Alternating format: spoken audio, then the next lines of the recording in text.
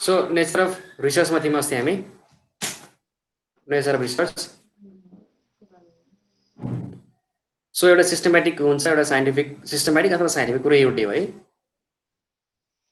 अब सिम्पली त्यो भनेको सिस्टमेटिक छ साइन्टिफिक छ भनेको सर्टेन इन्फर्मेसन गेन गर्नलाई बनेको रिसर्च हो नर्मली सिस्टमेटिक साइन्टिफिक भनेको सर्टेन स्टेप्सहरू स्पेसिफिक भेरी स्टेपहरू फलो गरे हुन्छ सबै स्टेपहरू इन्टर रिलेटेड छन् एकपछि अर्को आउँदै म्यानेज रूपमा स्टेप बाई स्टेप फलो गर्ने प्रोसेसलाई साइन्टिफिक अथवा सिस्टमेटिक भन्छ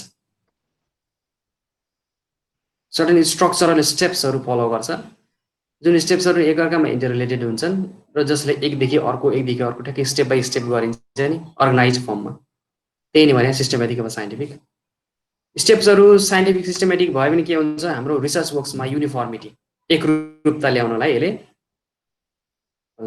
हेल्प गर्छ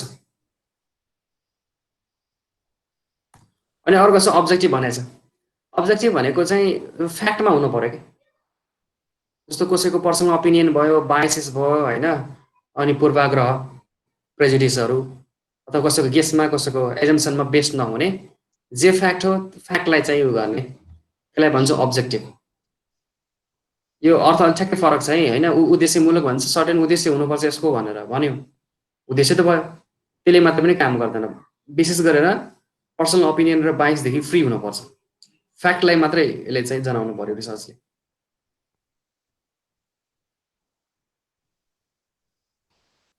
अब्जेक्टिभ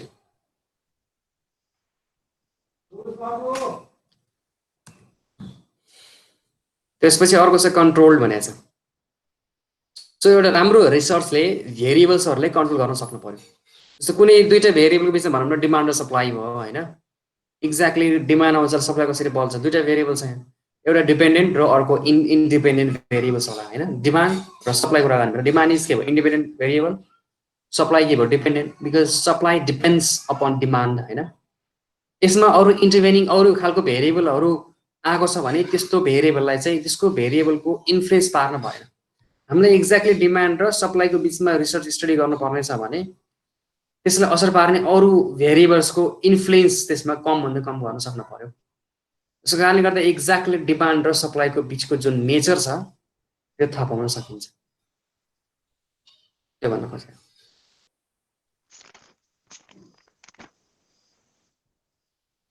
कन्ट्रोल त्यही भन्छ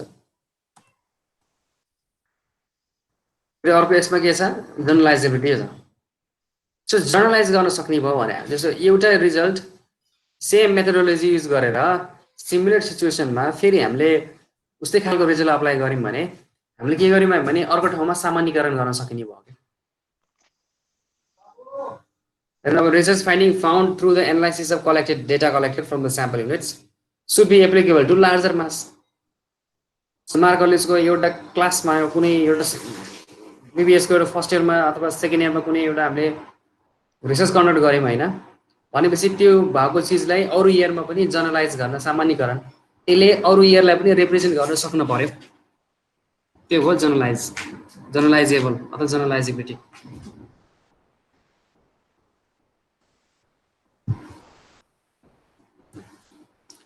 त्यसपछि अर्को के भनेको छ लजिकल हुनु पर्यो जर्नलाइजेबिलिटीमा अब जस्तै मार्क कलेजमा गरे भने अरु कलेजमा पनि त्यही लागू हुन्छ सर मार्क कलेजमा हामीले गर्यौं नि अनि त्यहाँ अरु कलेजमा गएर त्यही अनुसार जर्नलाइज गर्ने हैन त्यो एउटा भएको चीजलाई अरु ठाउँमा पनि जर्नलाइज गर्ने तर सबै रिसर्च अब जर्नलाइज गर्न सकिदैन जस्तो कुनै अमेरिकाको कुनै सर्टेन ठाउँमा रिसर्च कन्डक्ट गर्यो 500 जनामा अब त्यो त्यसको हाम्रो नेपालको कुनै गाउँमा लगेर जर्नलाइज गर्न त सकिदैन हैन सबै त्यसमा सकिदैन सामान्यतया एक हिसाबले रिसर्च राम्रो हुनुमा यो गर्न सक्यो त्यसकारण यो सिचुएसन भनेको छ नि सिमिलर अमेरिकाको ठाउँ र हाम्रो यहाँको कुनै ठाउँ त सिमिलर सिचुएसन त छैन त्यसकारण हैन सिचुएसन सिमिलर हुनु पर्यो एक ठाउँको कन्क्लुजनलाई अर्को सिमिलर सिचुएसन भएको ठाउँमा जर्नलाइज गर्न सकिने भयो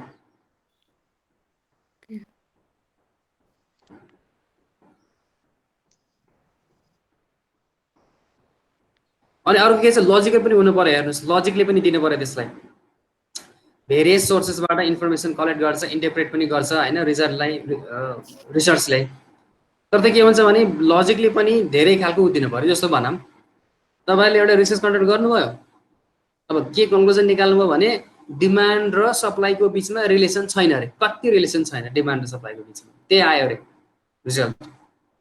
त्यो लजिकली भ्याउँछ, डिमान्ड र सप्लाईको बिचमा पनि आयो भनेपछि तपाईँको रिसर्च त लजिकल भएन नि।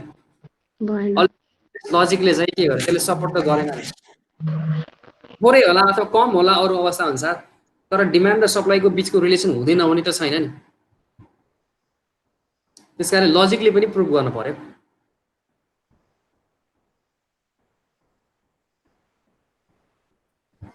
रिप्रोड्युसिबल भन्छ, हेर्नुहोस् है, रिप्रोड्युसिबल। हजुर, रिजल्ट जे आउँछ नि त्यसलाई प्रुभ गर्न सक्नु पर्यो। रिजल्टलाई लजिकली अलरेडी इस्टाब्लिस लजिकले पनि के गर्ने, सपोर्ट गर्नु पर्यो।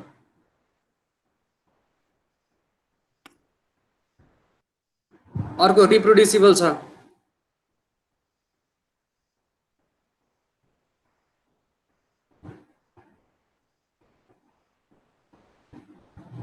हैन? रिप्रोड्युसिबल पनि छ अर्को। अब यो भने के छ भनेपछि सेम मेथोडोलोजी युज गरेर हैन सिमिलर खालको पपुलेसनमा युज गरेछ भने फेरि सेम रिजल्ट आउनु पर्यो, रिप्रोड्युसिबल। यस्तो खालको कुनै रिसर्च कन्डक्ट गर्ने बेलामा कुनै एउटा सर्टेन ठाउँमा यस्तो समस्या समाधान भयो त्यो ठाउँमा भने त्यही खालको चिज हामीले यता पनि अपनाउन सकिने भयो भने रिप्रोड्युसिबल।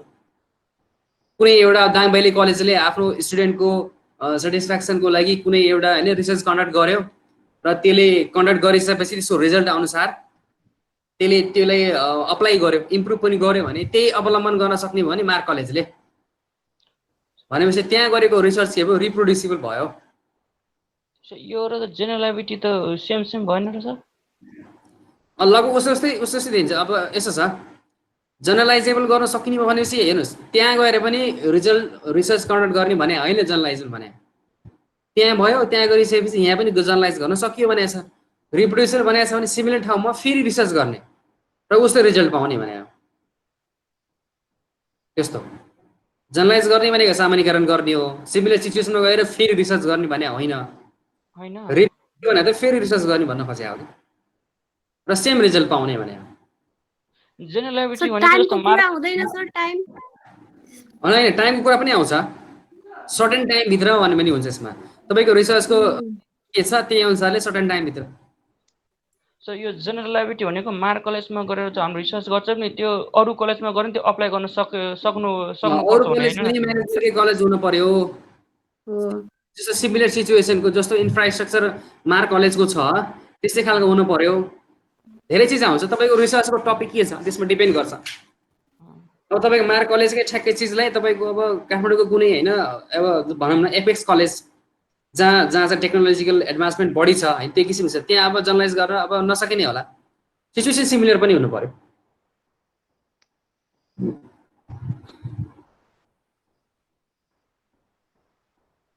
यो रिसर्च यस्तो सब्जेक्ट हो भने सबैले पनि समेट्ने भयो। हेर्नुहोस् बिजनेस रिसर्चलाई पनि, सोसल साइन्सलाई पनि होइन, साइन्टिफिक रिसर्चलाई पनि समेट्ने भयो।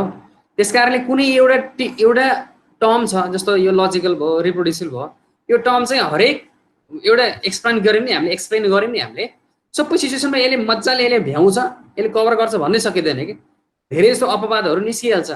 त्यस कारणले कन्डिसन अप्लाई गर्नुपर्ने हुन्छ। कन्डिसन अप्लाई सिमिलर सिचुएसन छ कि छैन तिनीमा केही हदसम्म हुन्छ, त्योभन्दा धेरै भयो भने फेरि त्यो गर्न सकिँदैन। यस्तै चिज त सामान्य चिज भनौँ न, कतै दङ्गासँग भइरहेछ भने त्यसलाई कन्ट्रोल गर्न, अस्ति त देख्नुभयो होइन, अब भाइरल भएको थियो भिडियो होइन, कन्ट्रोल गर्नलाई के छ प्रहरी परिचालन गर्नुपर्छ। प्रहरी परिचालन गरेपछि भिड नियन्त्रण गर्न सकिन्छ। यो हो कि होइन फ्याक्ट? यो थ्योरी हो कि होइन? यो लजिकल दिन्छ, लजिकल हो कि होइन? भिडलाई नियन्त्रण गर्न हामीले चाहिँ प्रहरीलाई परिचालन गर्नुपर्छ। लजिकल पनि हुन्छ, लजिक हो। तर कुन हदसम्म भने भिड एकदम धेरै नै ठुलो भिड छ भने असम्भव हुनसक्छ, उल्टै प्रहरीलाई कुट्न सक्छ। कस्तो छ भनेपछि अलि अत्यन्तै धेरै सङ्ख्यामा भिड छ कि कुनैमा धेरै सङ्ख्यामा भिड भए पनि तिनीहरू अब शान्तिपूर्ण आन्दोलन गरिरहेको छन् कि हँसिया हथौडा ढुङ्गासँग ल्याएको छैनन् कि, त्यसमा अब कतिपय तिनीहरू कतिको अराजक छन्, कतिको आक्रामक छन्, त्यसअनुसार प्रहरीले परिचालन गरेर अब सकिँदैन कि आर्मी नै चाहिन्छ कि धेरै लजिकहरू छ नि। त्यस कारणले हरेकमा कन्डिसन अप्लाई भयो कि भिडलाई नियन्त्रण गर्नको लागि प्रहरी परिचालन गर्नुपर्छ, यो राम्रो लजिक हो। तर त्यसमा हँसी हतरलाई भाँडा पुरै लिएर आयो भने त अनि त्यहाँ फेरि के भयो, यो लजिक त भ्याएन नि। तपाईँको 4-5 वर्ष अगाडि उहाँको घटना थियो नि टिकापुरको, इन्सपेक्टर डिएसपीसँग के सहित उ भएको थियो नि, मारिएको थियो नि। जलाको भने होइन, हजुर जलाको भन्ने के जलाको के थियो नि। अब त्यहाँनिर सामान्य लजिक त्यही त हो गरे, प्रहरीले डिएसपी आफै खटेर भिड नियन्त्रण गर्न थाल्यो भने त मजाले कन्ट्रोल आउनु पर्ने हो, तर त्यहाँ सिचुएसन त्यस्तो थिएन। त्यसकारण सामान्य एउटा कुनै सेबेस थ्योरीले पनि हरेक कन्डिसनमा, किनकि यो सोसल साइन्स रिसर्च हेर्नुहोस् अथवा यो डिजिज रिसर्च हो, ह्युमन बिङको एटिट्युडसँग रिलेटेड छ। त्यस कारणले कस्तो अवस्थासम्म भने कुनै एउटा गिभन कन्डिसनसम्म मात्रै भन्ने खालको कुराहरू आउँछ। तपाईँले यस्ता अरू धेरै इमेजिन गर्दै जानुभयो भने हाम्रो यिनी टर्महरूले दिएको जुन मिनिङ छ नि त्यसमा फेरि के हुन्छ, कन्डिसन लागिहाल्छ कि सामान्यतया इन जनरल भनेर हामीले नेचर अफ रिसर्च पढिरहेको छौँ। अब पछि तपाईँहरूले हामीले टाइप्स अफ रिसर्चमा एउटा बेसिक र फन्डामेन्टल र अर्को अप्लाइड र एक्सन रिसर्च भनिन्छ होइन। अब अप्लाइड रिसर्च गरिन्छ त्यसलाई जनरलाइज गर्न सकिँदैन। हेर्नुहोस् फेरि त्यो सिचुएसनमा स्पेसिफिक हुन्छ अप्लाइड रिसर्चको फाइन्डिङ्स, त्यसलाई जनरलाइज गर्न सकिँदैन। अनि त्यसमा किन नेचरमा राखेको त भन्ने कुरा आइहाल्छ कि यो त इन जनरल रिसर्च यस्तो हुनुपर्छ, इन जनरल केस हो। यसमा स्पेसिफिक केस त कति आउँछन् कति आउँछ। इन जनरल केसमा तपाईँले नेचर रिसर्च लेखाएको छ भने यिनी तपाईँ लेख्न सक्नु नै हुनुभयो, यिनी पनि त्यसको प्रपर्टिजहरू हुन्, नेचरहरू हुन्। त्यस कारण हामीले जति पनि रिसर्चमा टर्म पढ्छन् नि सामान्य अवस्था रहेछ भन्ने खालको अपवाद त धेरै आउँछ। अब यही लजिकल छ नि, लजिकल केस। अब के छ, कतिपय हाम्रो अलरेडी इस्टाब्लिस्ड हाम्रो थ्योरी छ जे हामीले बुझेका छौँ त्यसलाई त लजिकली भनेका छौँ। कतिपय केसमा अहिलेसम्म आएको हाम्रो मान्यता सामान्यता गलत पनि हुनसक्छ। हेर्नुहोस् पछि आएर ओहो हामीले यो सोचेको छौँ यस्तो हुने रहेछ, अब लजिकै परिवर्तन भयो कि भएन। अब पुरानो लजिकले त्यसलाई भ्यालिड गरे होला कुनै रिसर्चलाई, तर त्यो लजिकै गलत रहेछ भनेर पछि प्रुफ पनि हुनसक्छ। यहाँनिर पनि अपवाद आएको फेरि हेर्नुहोस्। त्यस कारणले यहाँ रिसर्चको धेरै टपिकहरूमा रिसर्च भने त अब बृहत भयो क्या। हेर्नुहोस् रिसर्चको तिम्रो नाम के हो भने सोध्नु कसैलाई, त्यो पनि एउटा रिसर्च हो। खोज एउटा रिसर्च, एउटा क्वाइरी हो, तपाईँले बुझ्न खोजेको चिज हो। तपाईँले नामै बुझ्न खोज्नु भएको छ त्यो पनि रिसर्च भएको एउटा। अब हेर्नु रिसर्च कतिको बृहत हुन्छ। अब अहिलेको यो जुन छ नि पेन्डेमिक कोभिड-19 कोरोना, अब यसलाई अझ राम्रैसँग रिसर्च गर्नै सकेको छैन। 6-7 महिना त भयो। कति हो कति लेभलमा रिसर्च गर्नु बाँकी छ, यो त अति भास्ट रिसर्च भइगयो। तिम्रो नाम के हो कति सजिलो रिसर्च छ, उसले नाम भनिदिन्छ भइहाल्यो, फाइन्डिङ आइगयो। त्यस कारणले रिसर्च भनेको तिम्रो नाम के हो देखि लिएर कोभिडको भाइरसको नेचरको कस्तो छ कोभिड-19 को र यसलाई तरिकाले बनाउने, यो पनि ठुलै रिसर्च भयो कि।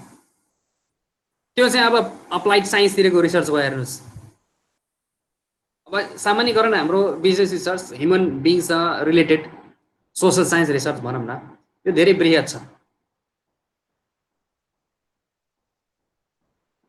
अब तपाईँले एउटा रिसर्च गर्नुभयो नेपालमा, हिन्दूहरूको रिसर्च गर्नुभयो, कन्क्लुजन आयो हिन्दूहरूको अनुसार होइन, गाई भनेको माता हो, भगवानको स्वरूप हो, गाईले पूजा गर्नुपर्छ, गाई माता होइन भन्छौँ हामी। अब त्यही रिसर्च अमेरिकामा कन्क्लुजन गर्न खालि कहाँबाट होला? अमेरिका त सिचुएसन फरक छ, उहाँ त गाईलाई माता भन्दैन, गाई इज एन एनिमल। अरू एनिमल जस्तै काटेर खान्छन् उनीहरूले, फेरि त्यहाँ त फेरि फरक परेको। त्यसकै नि धेरै चिजहरू छन्। सो अब रिप्रोड्युसिबल भनेको छ, रिप्रोड्युसिबल भने फेरि त्यहाँ रिसर्च गर्ने। अब हेर्नु रेप्लिकेबल भन्ने पनि आउँछ। हेर्नुहोस् कतिपय टर्महरू उस्ता सेन्स दिन्छन्, रेप्लिकेबल, रिप्रोड्युसिबल। अब लास्टमा छ रेप्लिकेबिलिटी। हेर्नुहोस्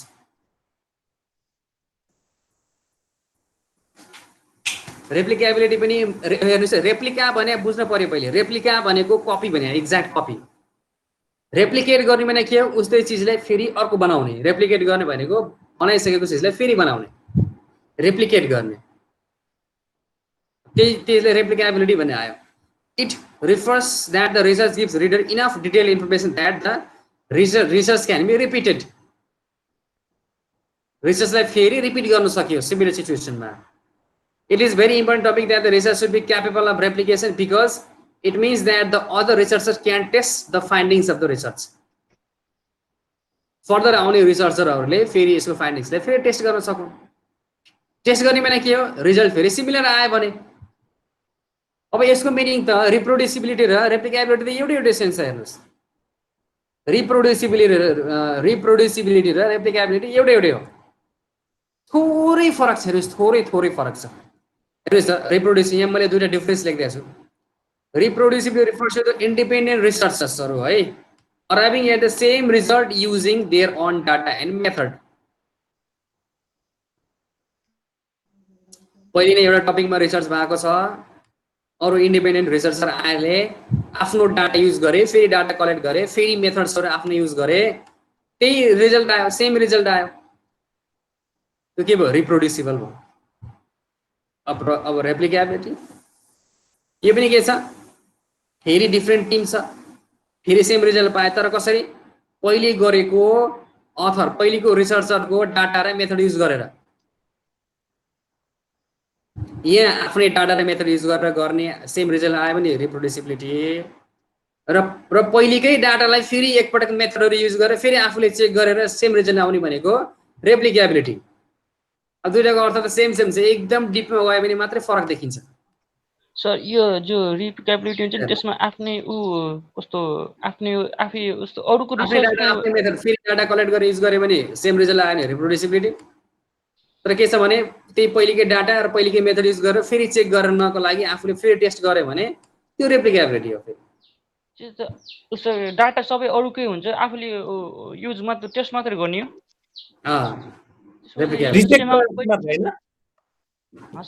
सर रिजल्ट सबै सेम आउने भएन र, अरूको डाटा अरूको युज गरियो भने त होइन। जस्तो डाटा युज गर्यो होइन, बिचमा त क्यालकुलेसनको धेरै चिजहरू आउँछ नि, अथवा डाटा मात्रै भनौँ अथवा के भनौँ, पहिलेकै चिजहरू युज गरेर फेरि गर्ने, अथवा भनौँ न पहिले अरूले के रहेछ, डाटा मेथड युज गर्यो तर क्यालकुलेसनमा त्यसले गलत गरे आउन सक्छ, त्यसको डिसिजन फेरि मेकिङमा के हुन्छ, त्यसको कन्क्लुजन रङ आउन सक्छ। त्यस कारण त्यसले पनि ठिक मेथड गरेछ, आफूले पनि त्यही गरेछ। डिफ्रेन्ट टिमको पर्सपेक्टिभ पनि डिफ्रेन्ट हुन्छ नि, त्यही मेथड युज गरे पनि उनको पर्सपेक्टिभबाट फरक खालको उनीहरूले इन्टरप्रेट गर्न सक्छन्, त्यो रिजल्ट नआउन सक्छ।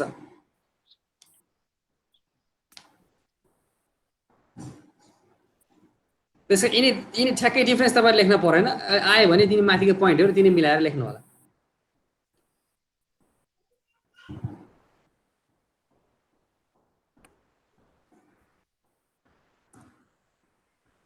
टाइप्स अफ रिसर्च हेर्नुहोस् है, दुईवटा रिसर्चमा डिफाइन गरेछ।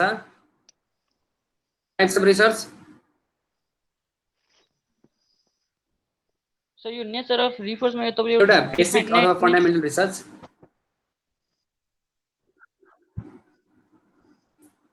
र अर्को एप्लाइड एक्सन रिसर्च, यो टाइप्स अफ रिसर्चमा परे।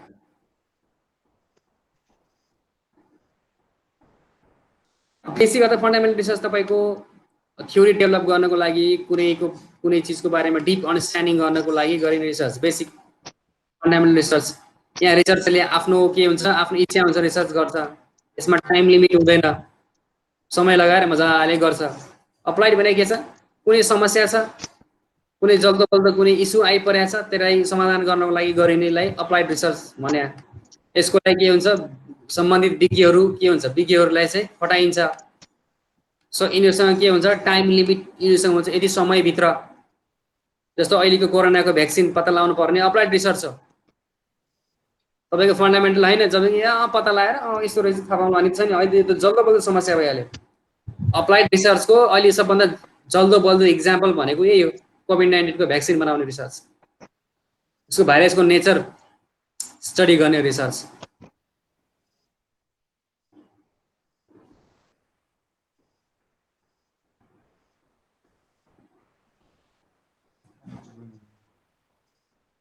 बेसिकली फन्डामेन्टल पनि भन्छ। के भनेछ, is to generate a body of knowledge by trying to comprehend how certain problems that occur in the organization can be solved. The findings of such research contribute to the building of knowledge in various functional areas of business. के भनेको नयाँ knowledge अथवा कुनैमा in depth understanding पत्ता लगाउनको लागि गरिने रिसर्चलाई basic research भनिन्छ। जस्तो बिजनेसको अथवा म्यानेजरियल पार्टको धेरै धेरै फङ्सनल एरियाजहरू छ। सबै एरियामा कस्तो कस्तो बेलामा कस्ता कस्ता समस्याहरू आइपर्छन् त भनेर त्यो रिसर्चरले आफैले ख्याल गरेर गएर डाटा कलेक्ट गरेर अहिले अहिले इमिडिएट सल्भ गर्ने खालको छैन कि अर्गनाइजेसन रन भइरहेछ, ठिकै भइरहेछ, ठिक छ, एकदम सिरियस प्रब्लम छैन अहिले। त्यही पनि फ्युचरमा अर्गनाइजेसनलाई राम्रोसँग रन गर्नको लागि फङ्सनल एरियाजहरू के छ, तपाईँको म्यानेजमेन्ट पार्ट होला, कन्ट्रोल होला, डिसिजन मेकिङ होला, धेरै होला नि त। त्यो सबैमा गएर विशेष गरेर हरेक पार्टलाई फोकस गरेर के छ त इनडेप्थमा रिसर्च गरेर इनडेप्थमा स्टडी गरेर कहाँ कस्ता कस्ता समस्याहरू आइपर्न सक्छन् यसलाई गर्ने बेसिक। अथवा कुनै चिजको बारेमा यतिसम्म जानकारी छ र त्यसलाई अझ राम्रोसँग बुझ्नको लागि अथवा जानकारी अरू थप्नको लागि गरिने रिसर्चलाई बेसिक अथवा फन्डामेन्टल रिसर्च भनिन्छ। अब हेर्नुहोस् बेसिक रिसर्च के हुन्छ भने साइन्टिस्टको क्युरियोसिटी अथवा रिसर्चरको स्पेसिफिक एरियामा इन्ट्रेस्टमा गरिएको हुन्छ। कसैले उसलाई भनेर गरेको होइन, यसमा रिसर्च गर भनेर यो टपिकमा तैँले गर भनेको चाहिँ होइन।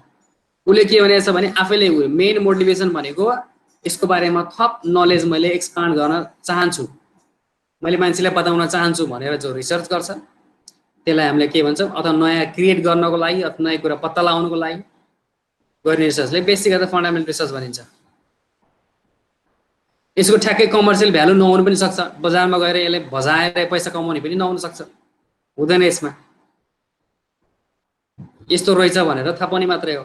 बेसिक साइन्स अब उसमा जस्तो रिसर्चमा तपाईँ युनिभर्स कसरी आयो, प्रोटोन न्युट्रोनहरू के छन्, यस्ता चिजहरूको बारेमा कोही रिसर्च गरेछ भने इमिडिएटली समस्या समाधान गरिँदैन, थाहा पाएर कतै अप्लाई गर्ने त होइन,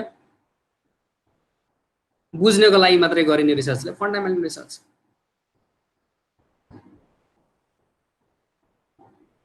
अस्मिता पब्लिकेसन किताब किन्नु होला होइन, अनि त्यहीबाट पढ्ने। अलि ल्याङ्ग्वेज राम्रै छ त्यसमा, सिम्पल ल्याङ्ग्वेजमा दिएको छ।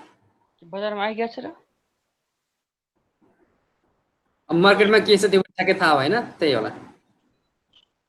अस्मिताको किन्ने नि सर, हुन्छ। दोस्रोमा चाहिँ हाम्रो अप्लाइड रिसर्च।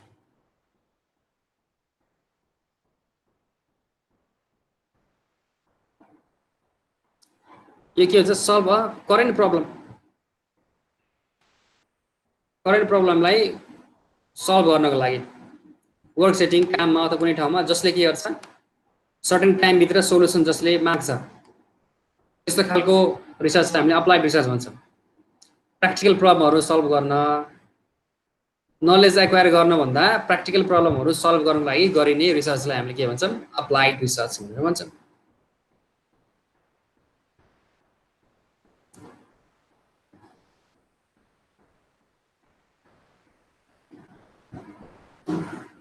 जस्तो भनौँ न कुनै चिजको कुनै एग्रिकल्चरल क्रपको प्रोडक्सन छ एकदम घटिरहेछ अथवा त्यसमा एकदम किराहरू विशेष किसिमको रोग लागिरहेछ, बढेकै छैन प्रोडक्सन, त्यस्तोको लागि के हुन्छ विशेष गरेर टिमले के रिसर्च गर्छ, त्यसलाई त चाँडैभन्दा चाँडै समस्या समाधान गर्नु पऱ्यो नि।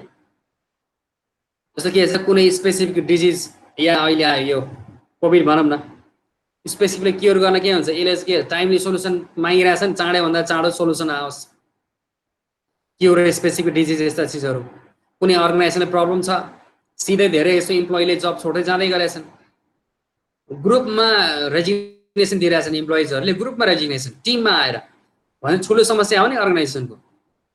यसको लागि त इमिडिएट सोल्युसन फाइन्ड गर्ने रिसर्च हुनु पर्यो, अप्लाइड रिसर्च।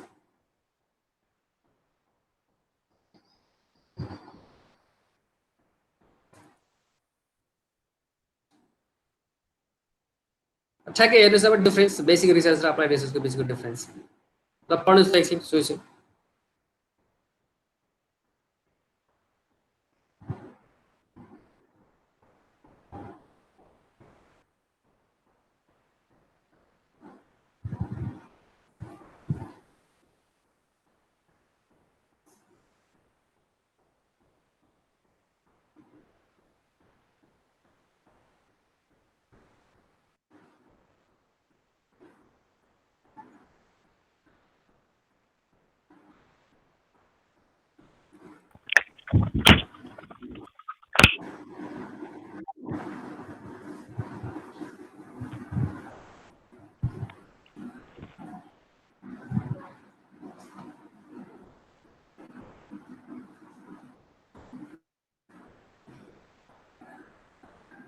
बेसिक के भनेको छ हेर्नुहोस् त, expand the knowledge of process of business and management. Applied रिसर्चको पर्पज के हो? improve the understanding of particular business or management solution. Results in universal principles relating to the process and its relation to the outcomes. एक के गर्छ भने basic research चाहिँ यो त थ्योरी डेभलप गर्ने हो इन जनरल, त्यस्तो खालको प्रोसेसहरू अथवा सर्टेन प्रिन्सिपल्सहरू यसले के गर्ने हो भने चाहिँ डेभलप गर्ने हो। यसको रिजल्ट केमा आउने हो? कुनै प्रब्लमको सोलुसन आउने हो। अब के हुन्छ, बेसिक रिसर्चको जो फाइन्डिङ्स हो यो सोसाइटीको बारेमा इन जनरल चाहिँ राम्रो सिग्निफिकेन्स आउँछ।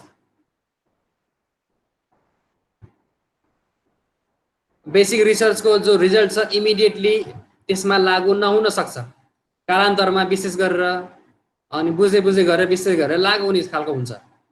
भने के हुन्छ, यो अप्लाइड रिसर्चको तुरुन्त लागू हुन्छ सिचुएसनमा। New knowledge to the limited problem.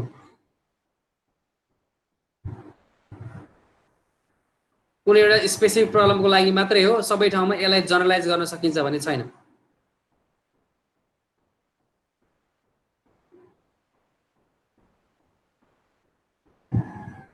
Practical relevance, practically पनि कुनै अर्गनाइजेसन अथवा म्यानेजरमा चाहिँ म्यानेजरियल वर्कमा चाहिँ प्र्याक्टिकली इमिडिएटली प्र्याक्टिकली अप्लाई गर्न सकिन्छ,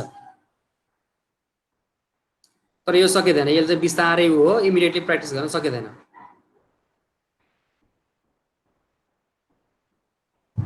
कन्टेक्स्ट के भनेको छ? Undertaken by people based in universities. Yes, विज्ञहरू विद्वानहरू उनीहरूले चाहिँ युनिभर्सिटिजमा बेस्ड भएको मान्छेहरू रिलेटेड सब्जेक्टको यिनीहरूले चाहिँ बेसिक रिसर्च गर्ने भयो। Undertaken by people based in the variety, यिनीहरू चाहिँ अलिक के हुन्छ, अलिकति टेक्निकल पर्सनबाट हुन्छ। हेर्नुहोस्, टेक्निकली पर्सन। अब के हुन्छ यता बेसिक रिसर्च के भनेको छ? रिसर्चरले इच्छा आएको टपिक अथवा अब्जेक्टिभमा गर्ने हो, कुनै इच्छा लागेमा गर्ने हो। सो मैले कुनै बारेमा रिसर्च गर्न खोजेँ होइन, मलाई इन्ट्रेस्ट लाग्यो भने मैले त्यही फिल्डमा गर्छु। बिस्तारै गरौँला, मैले 1 महिनामा सकौँला, 2 महिनामा सकौँला, 15 दिनमा सकौँला, त्यो मेरोमा डिपेन्ड गर्छ। अब के भनेको छ? जसले रिसर्च गर्न लगाउने हो उसले भनेको अब्जेक्टिभमा काम गर्नु पर्यो यसमा।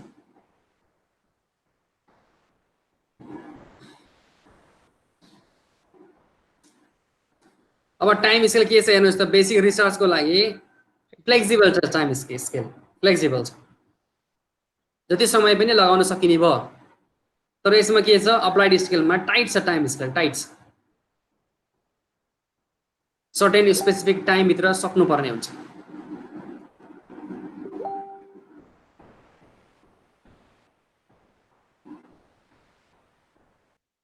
सर यो अनि अन्डरटेकन बाई द युनिभर्सिटी भन्नुभएको थियो नि, त्यसको सर के भन्नु?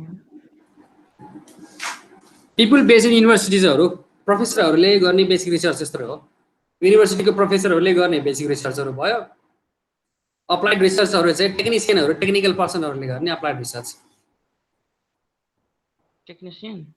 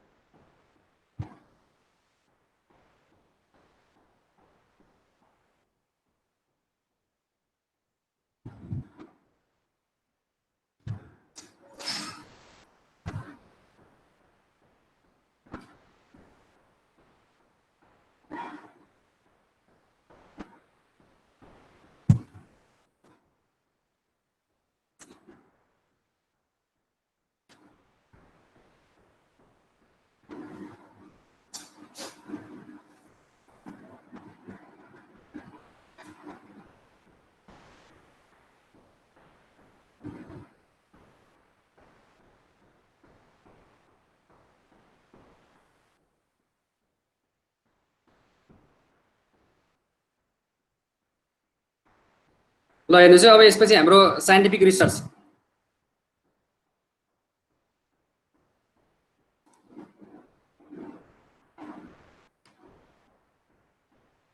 सेयरिङ स्टप भइरहेछ होइन? सेयर भइरहेछ, स्टप छ होइन सेयरिङ? स्टप छैन, भा छैन सेयरिङ।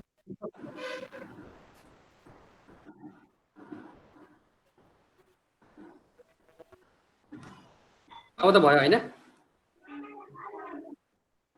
भयो सर। सो हेर्नुहोस् है, रिसर्च र साइन्टिफिक रिसर्चमा अन्तर छैन है। फरक भन्ने देखा हुन्छ तपाईँले एकदम के अरे हुन्छ नि अलि धेरै फरक भनेर नबुझ्नु होला। कुनै पनि रिसर्च आफैमा साइन्टिफिक हुनुपर्ने जरुरी छ। साइन्टिफिक भएन भने त्यो रिसर्चको आउटकमै राम्रो हुन्न नि। हामीले अगाडि नेचर अफ रिसर्चमा साइन्टिफिक भनेर पढायो हो कि हैन? पढायो नि साइन्टिफिक भनेर। त्यस कारणले रिसर्च साइन्टिफिक रिसर्चमा फरक हुँदैन। हेर्नुहोस्, रिसर्च साइन्टिफिक हुनै पर्छ। साइन्टिफिक भनेको कस्तो हो अरे भनेपछि स्टेप बाई स्टेप हुनु पर्यो, लजिकल हुनु पर्यो, अर्गनाइज्ड हुनु पर्यो, डाटा ग्यादर गर्नु पर्यो, त्यसमा फ्री फ्रम पर्सनल बायसेस हुन भएन, टु द फ्याक्ट हुनु पर्यो, अब्जेक्टिभ हुनु पर्यो। त्यही हो साइन्टिफिक। सिस्टेमेटिक र स्टेप बाई स्टेप फलो गरेको, स्पेसिफिक स्टेप्सहरू फलो गर्ने, जसले एक स्टेप पछि अर्को स्टेपमा जान्छ। लजिकल हुनु पर्यो, फ्याक्टमा बेस्ड हुनु पर्यो, डाटा कलेक्सन राम्रोसँग हुनु पर्यो, त्यसको एनालाइसिस राम्रोसँग हुनु पर्यो, अर्गनाइज राम्रोसँग हुनु पर्यो। यहाँ research is always a scientific. बुकमा रिसर्च र साइन्टिफिक रिसर्चलाई अलग अलग भनेर दिएको छ, यो आफैमा कन्फ्युजन हो। त्यस कारणले तपाईँले रिसर्च र साइन्टिफिक रिसर्च अलग भनेर आउँदैन। त्यस कारणले तपाईँले चाहिँ रिसर्चको नेचर र साइन्टिफिक रिसर्चको नेचर उही हो, लगभग उही हो, 95% त्यही हो, फरक त्यही छैन।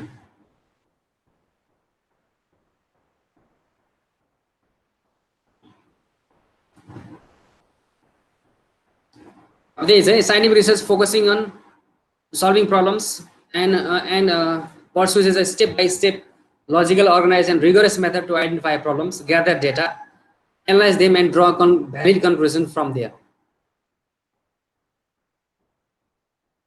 Scientific research is a systematic. अब हेर्नुहोस् है, यो फ्रेड केर्लिङ र एचबी ले यिनीहरू चाहिँ अब यसैका मान्छे हुन्। अब यिनीहरूले ड्र गरेको कन्क्लुजन के छ? Systematic, controlled, empirical, critical investigation of hypothetical propositions about the presumed relation among the natural phenomena. अब यिनीहरूले टेक्निकली आफूले डिफाइन गरिदिएको छ यिनीहरूले। सो यिनीकै डेफिनेसन पुरै लेख्न पर्छ भन्ने छैन है।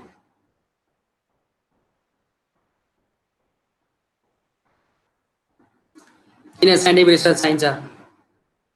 यो रिसर्च के हुन्छ? हन्चेस, एक्सपिरियन्स र इन्ट्युसनको आधारमा हुँदैन। हचुवाको बारमा, हचुवाको भरमा भयो। एक्सपिरियन्स चाहिँ अघिल्लो पल्ट पनि त्यही भएको थियो, यो पनि यही हो, एक्सपिरियन्स भयो। अनि इन्ट्युसन भनेको तपाईँको एउटा फिलिङ हो, एउटा तपाईँको एउटा मान्यता हो। तपाईँले किन मान्नुहुन्छ त्यस्तो भने तपाईँले रिजन दिन सक्नुहुन्न। खै मलाई त यस्तो लाग्छ, यस्तै जस्तो लाग्छ मलाई, तर रिजन चाहिँ थाहा छैन, मलाई चाहिँ त्यस्तै लाग्छ भनिन्छ नि, त्यो इन्ट्युसन हो। हेर्नुहोस्, तपाईँको एउटा बिलिफ हो। तर तपाईँ त्यो अब तपाईँको रिजनेबल पनि नहुन सक्छ। तपाईँलाई लाग्छ, अनि किन लाग्छ त भने पनि तपाईँसँग अब एन्सर छैन। हेर्नुहोस्, मलाई त्यस्तो लाग्छ, इन्ट्युसन। अब इन्ट्युसनमा भनेको त यो त बेस्ड अन फ्याक्ट त हुने कुरा भएन। यस्ता कुरामा साइन्टिफिक रिसर्च बेस्ड हुने भएन। इट इज पर्पोजिभ एन्ड रिगरस भनेको छ। पर्पोजिभ भनेको के छ? सर्टेन प्रपोज छ, सर्टेन एम छ। र रिगरस भनेको छ भनेपछि के छ? यो स्टेप बाई स्टेप एकदम फलो भएको छ, रिगरस।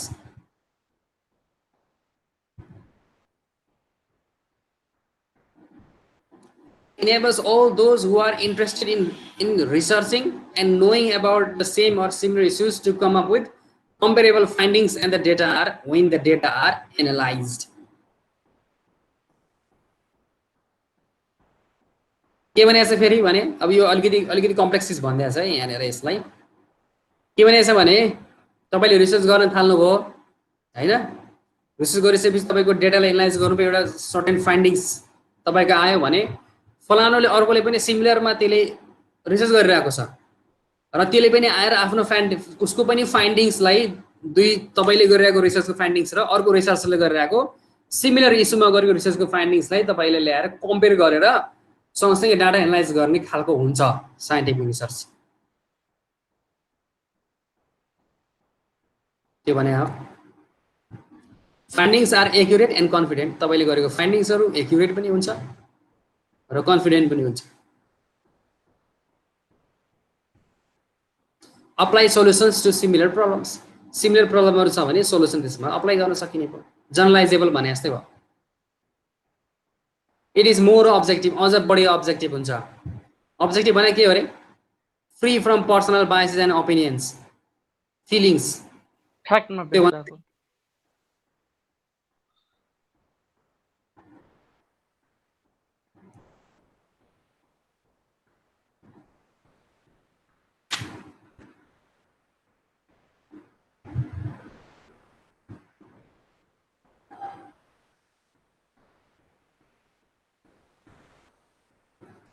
त्यसपछि hallmarks or features of scientific research भनेर 8 भइसकेको छ क्या भाइ।